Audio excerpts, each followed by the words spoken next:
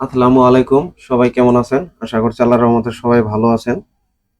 তো আজকেও বরাবরের মতো একটি Xiaomi ফোন নিয়ে হাজির হয়ে গেলাম। এই ফোনটি কিন্তু চালুই রয়েছে দেখেন। তো এই ফোনটির প্রবলেম হচ্ছে যে মাঝে মধ্যে টাচে কাজ করে না এবং কি ফোনটা প্রচুর ল্যাগ করে।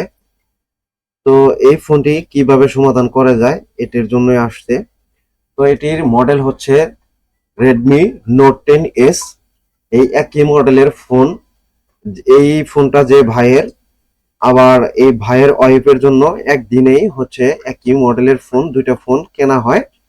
তো দুইটা ফোনই যখন 2-3 বছর বয়স হয়ে গেছে তখন এই ধরনের প্রবলেম হয়।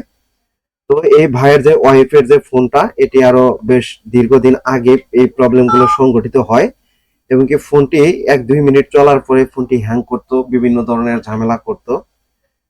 তখন ওই ভাইয়ের ওয়াইফের ফোনটা আমার থেকে আইসিটা রিবোলিং করে নিয়েছিল, সিপিইউ আইসিটা রিবোলিং করে নেওয়ার পরে এই ফোনটি সম্পূর্ণরূপে খুব ভালো সার্ভিস দিচ্ছে।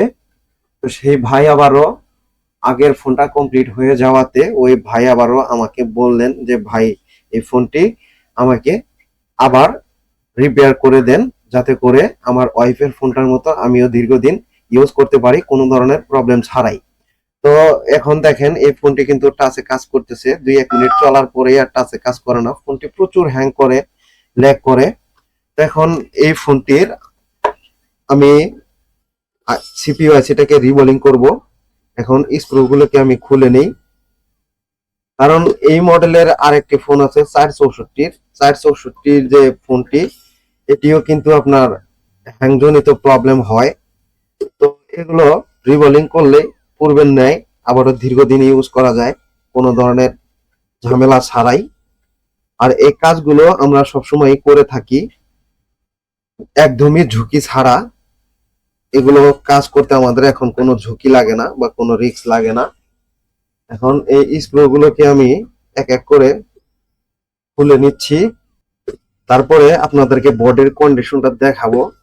যেহেতু ইতিপূর্বে ভাই আমাকে জানিয়েছেন যে এই ফোনের ডিসপ্লেটি প্রবলেম হয়, মানে হাত থেকে পড়ে গিয়ে ডিসপ্লেটি ভেঙে যায়, ভেঙে যাওয়ার পরে এই ভাই হচ্ছে অরিজিনাল কোয়ালিটির যে ডিসপ্লে, এটি মার্কেট থেকে না, মানে একদমই অন্য একটা ফোনের ডিসপ্লে চেঞ্জ করে নিয়েছে।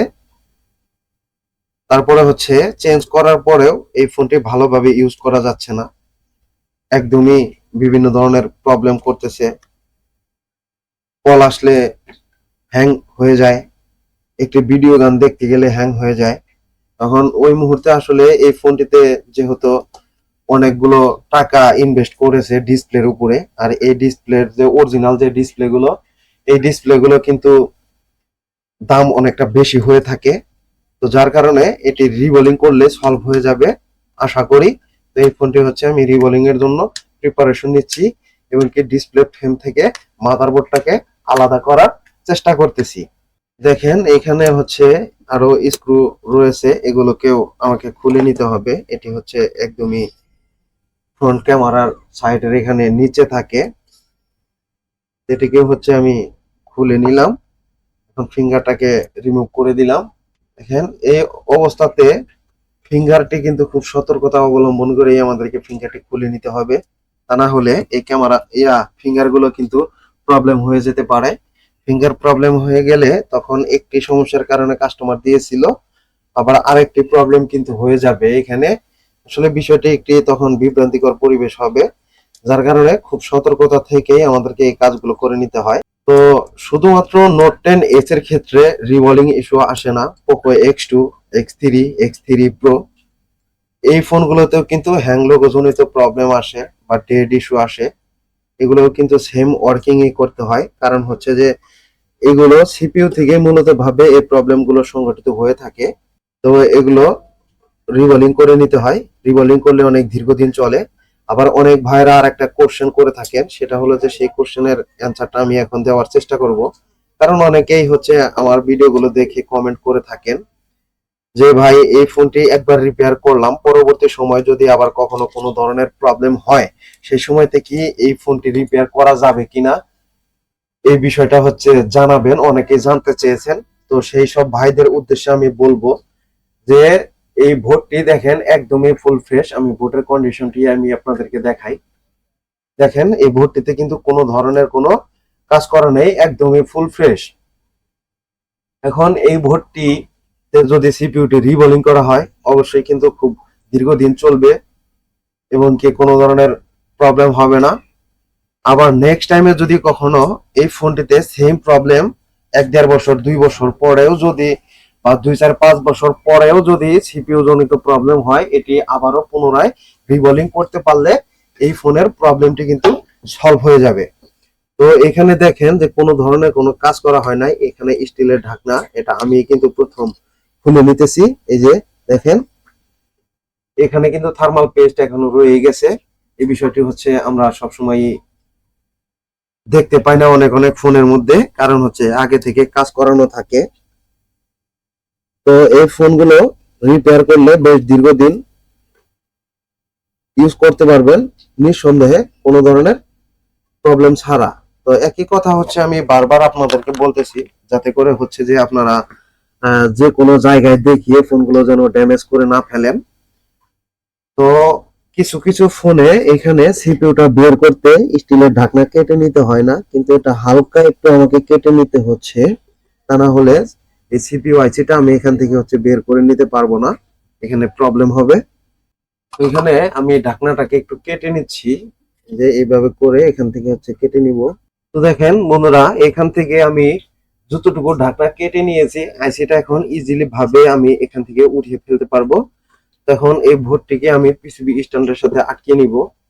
আর এইখানে অনেক ভাইরাই জানতে চান যে আসলে আপনারা কি ধরনের পিসিবি স্ট্যান্ড ইউজ করবেন, কারণ একটি যখন আপডেট মডেলের বোর্ডগুলোতে কাজ করা হয় সেই সময়তে এই ফোনগুলোর যে পিসিবি স্ট্যান্ড থাকে বা যে সব পিসিবি স্ট্যান্ডের মধ্যে লাগিয়ে আমাদেরকে এই কাজগুলো করে নিতে হয়।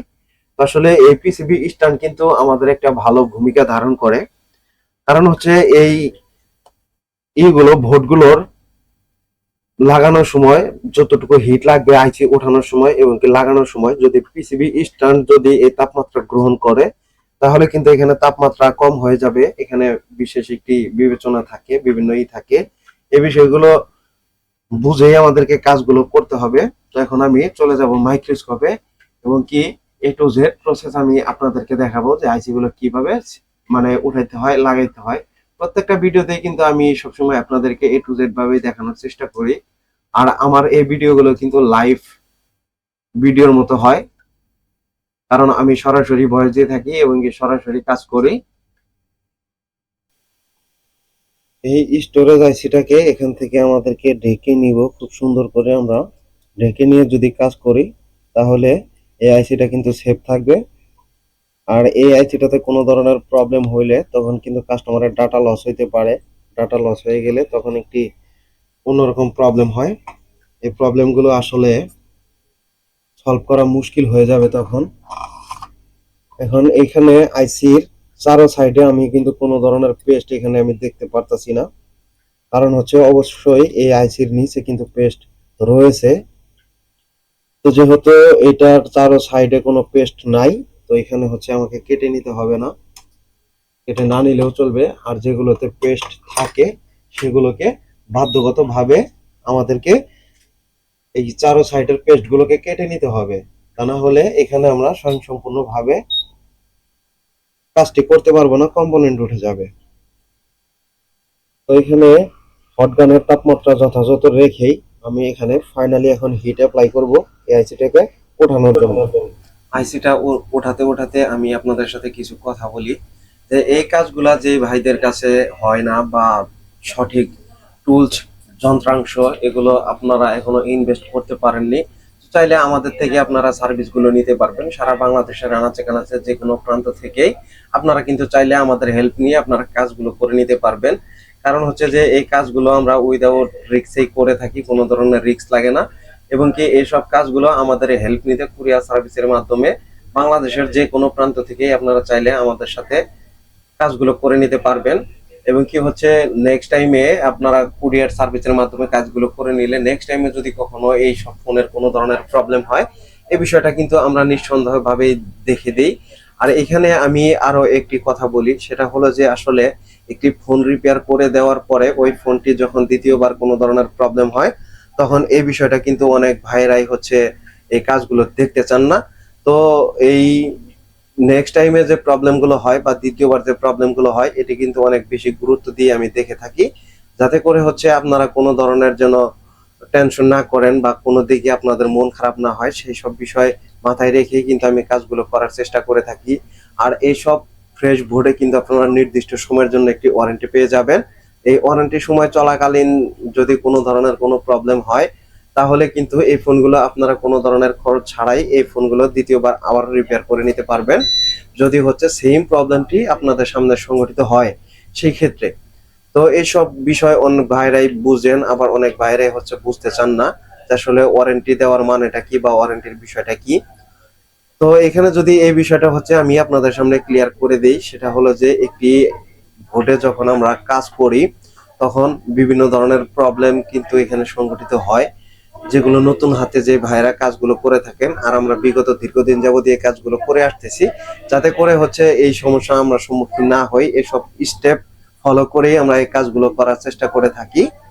তো এগুলো প্রথমবার রিপেয়ার করার পরে দ্বিতীয়বার প্রবলেম হলে দ্বিতীয়বার কিন্তু এইগুলো সিউরিটি দিয়েই হচ্ছে রিপেয়ার হয়ে যায়, এগুলো কোনো ধরনের প্রবলেম হয় না। এবং সারা বাংলাদেশ থেকে যেসব ভাইরা আমাদের থেকে কুরিয়ার সার্ভিসের মাধ্যমে সার্ভিসগুলো নিয়েছেন, অবশ্যই তারা সুন্দর একটি কমেন্ট করে দিবেন, যাতে করে হচ্ছে আমার নিত্য নতুন কাস্টমার ভাইদের জন্য এবং কি হচ্ছে ইউটিউবের সাবস্ক্রাইবার রয়েছে এই সব ভাইদের জন্য একটু উপকৃত হয়। এসব কিছু বিবেচনা করেই আপনারা একটু আমাদেরকে সুন্দর একটি কমেন্ট করবেন, যাতে করে হচ্ছে আপনাদের এগুলো দেখে অনেক ভাইরা প্রতারিত না হয়, বা আমরা আসলে কিভাবে কাজ করে থাকি, আমরা কিভাবে সময় মেনটেন করি, কিভাবে হচ্ছে পার্সেল গুলো মেনটেন করে থাকি, এসব বিষয়ে অনেকেই অবগত আছেন। তো আসলে এইসব বিষয়ে যদি আপনারা সুন্দর করে একটু সুন্দর একটি কমেন্ট করে যান, তাহলে কিন্তু অন্যান্য ভাইরা আমার ভিডিওগুলো যারা দেখবে, তখন কিন্তু এই ভিডিওগুলো দেখে তারা অনেকটা উপকৃত হবে। তো এখানে আমার মোটামুটি কথা বলতে বলতে সব কাজগুলো শেষ হয়ে গেল। এখন আমি ফিটিং করে পাওয়ার দিয়ে নিব। পাওয়ার দিয়ে দেখবো যে ফোনটি স্বয়ং সম্পূর্ণরূপে পূর্বের ন্যায় চালু হয় কিনা এবং কি কোনো প্রবলেম আছে কিনা। মাদারবোর্ডের সকল কার্যক্রম এখন আমার শেষ হয়ে গেল। এখন আমি এখানে ফোনটিকে পাওয়ার দেওয়ার চেষ্টা করতেছি যে ফোনটি পূর্বের ন্যায় চালু হয় কিনা। তো আলহামদুলিল্লাহ ফোনটি পূর্বের ন্যায় চালু হয়ে গেল, যেহেতু চালুই ছিল। তো এই ফোনটি যদি কখনো কোনো কারণ বিশেষে বন্ধ হয়ে যায়, তখন কিন্তু একটি কাজের উপরে ভালো একটা প্রভাব পড়ে। আর এইখানে হচ্ছে যে এই কাজগুলো করতে একদমই নিরিবিলি পরিবেশ লাগবে, নিরিবিলি পরিবেশ ছাড়া কিন্তু এই কাজগুলো করা যায় না। অনেক ভাইরা হচ্ছে অনেক ধরনের ঘাটানো ফোন দিয়ে আমাদেরকে হচ্ছে কুরিয়ার সার্ভিসের মাধ্যমে পাঠান, পাঠানোর পরে এই ফোনগুলো নিয়ে আপনারা অনেকটা তাড়াহুড়ো করে থাকেন। আসলে যেই ফ্রেশ বুটগুলোতে কাজ করতে যে সময়টা লাগে, তার থেকে বেশি সময় লাগে কিন্তু হচ্ছে এই ঘাটানো ফোনগুলো কাজ করতে, এবং কি দ্বিগুণ, তিনগুণ, 6 গুণ পর্যন্ত সময় লাগে। তো আলহামদুলিল্লাহ ফোনটি কিন্তু ল্যাগ করা বন্ধ হয়ে এখন কিন্তু পুনরায় সচল ভাবে কাজ করতেছে। তো আলহামদুলিল্লাহ ফোনটি কমপ্লিট হয়ে গেল।